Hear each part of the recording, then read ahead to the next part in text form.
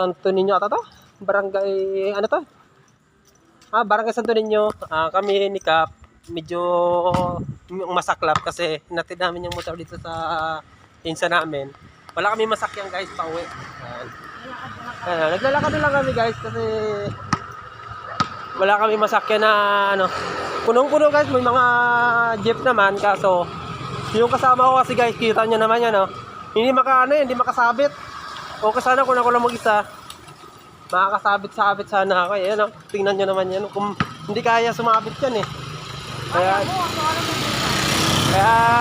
dito, tiis kami. Maglalakad kami hanggang papuntang Silangan.